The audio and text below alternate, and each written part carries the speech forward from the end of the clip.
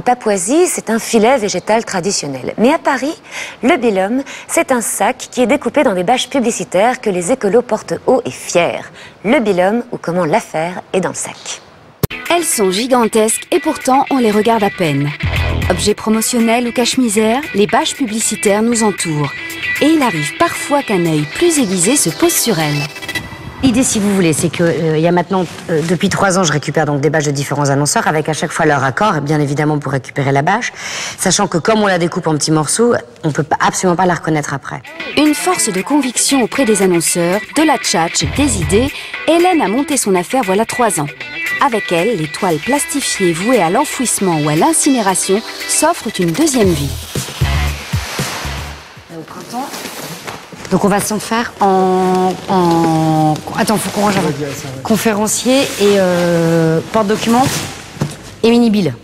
En fait, ça, c'est un conférencier. Là, on a un jonc, une baguette de cuir, ici. Et là, on a une poignée comme celle du sac ordinateur qui vient là pour bien soutenir le sac.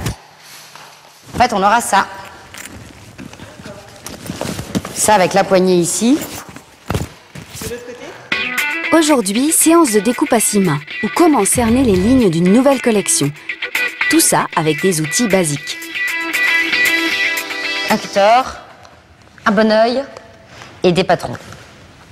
Parce qu'en fait, bon là on est en train de préparer une grosse série pour une série de conférenciers et de porte-documents. Et on découpe dans les différentes bâches parce qu'il faut qu'on en fasse 500.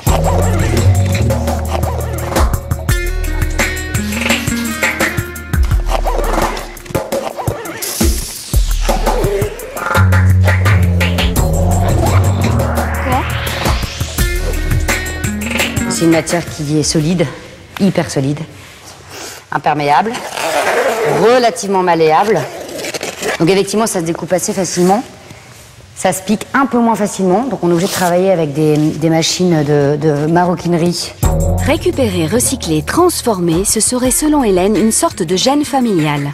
Mais passer de l'utile au beau, c'est une autre affaire, qui a dû intégrer tout un réseau d'artisans. Qu'est-ce qui va nous manquer comme couleur là? Peut-être un peu de rouge. On a du bleu, on a du vert, on a du jaune, on a du rouge, on a du violet, on a du blanc, on a du orange. C'est très long, très long le recyclage, puisque c'est beaucoup de temps. Du temps pour négocier les bâches, pour aller les récupérer chez les annonceurs. Du temps pour les découper comme tu le vois là, du temps pour les trier, du temps pour les nettoyer, du temps pour les emmener aux ateliers, du temps pour les redécouper. Enfin, c'est beaucoup, plein d'étapes.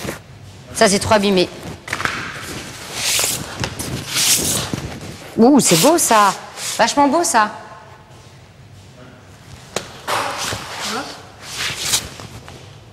Ça, c'est beau parce que tu as un côté très fort, un autre beaucoup plus sobre. Souvent, je me dis, mais comment font les antiquaires pour se séparer d'une si belle pièce? C'est leur métier. Hein. Et il y a des sacs. C'est splendide. Mais ça, t'as envie d'en faire un tableau. On est censé en avoir 70. Ceux-là, tu les mettrais dans quoi, toi? Déjantés. En fait, on a 3 systèmes de classement. Les sobres, les déjantés et les décalés. Un truc fou, c'est par exemple lui. Ça, c'est ce qu'on appelle du déjanté. Tu peux les mettre sur la table? Ouais. Aïe.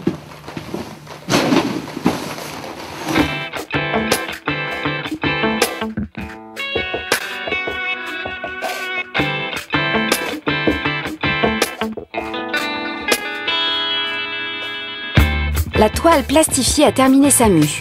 Chaque petit morceau du puzzle a été nettoyé avec des lessives vertes, un soin confié à des structures de réinsertion sociale. La confection, quant à elle, a lieu dans des ateliers de sellerie, de maroquinerie et de bagagerie. Ils appartiennent au réseau des ESAT, ces entreprises spécialisées qui emploient 80% de travailleurs handicapés. Au final, toute la chaîne de travail se déroule en Île-de-France. Inventive, minutieuse et un brin esthète, Hélène a créé une boutique de 10 modèles. Le sac bilum est aujourd'hui présent dans 35 boutiques, il s'exporte même au Japon.